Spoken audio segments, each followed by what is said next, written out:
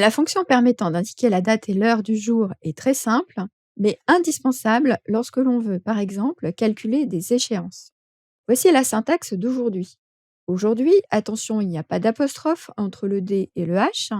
Puis ensuite, vous allez ouvrir une parenthèse et la refermer directement.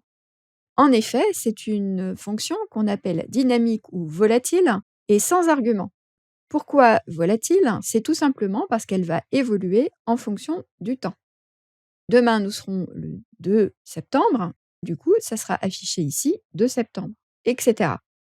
On va l'utiliser pour calculer le retard éventuel de paiement pour chacun de nos clients. Je vais utiliser pour cela une fonction de condition imbriquée et la première étape va être de comparer la date du paiement attendu avec la date du jour. Pour cela, une simple soustraction va faire l'affaire. On va donc soustraire la date d'éligibilité du paiement à la date du jour en prenant la précaution de mettre une référence absolue sur la date du jour. Ce sera toujours la même, quelle que soit la date du paiement attendu.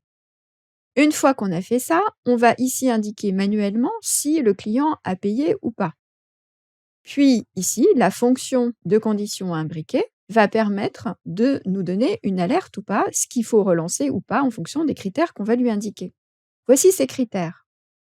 Si D7 est inférieur à 0, c'est-à-dire que le résultat de notre soustraction que l'on vient de faire est inférieur à 0, ça veut dire que le client a du retard dans son paiement.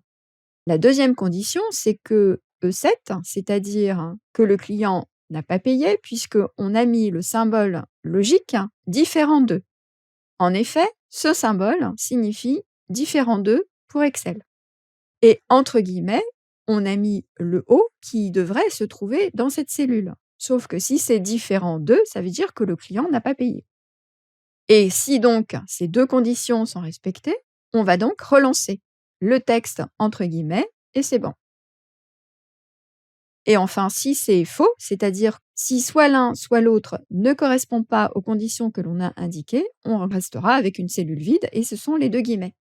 Nous pouvons valider la formule et Excel va bien indiquer de relancer puisqu'ici, on attendait un paiement le 23 août pour ce client. Nous sommes le 1er septembre et il n'a pas payé. Donc on le relance.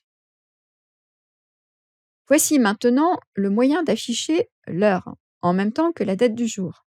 C'est la même chose, mais avec maintenant. Le même principe, on ouvre une parenthèse, on ferme une parenthèse, on valide et on a bien l'heure à laquelle on se trouve actuellement.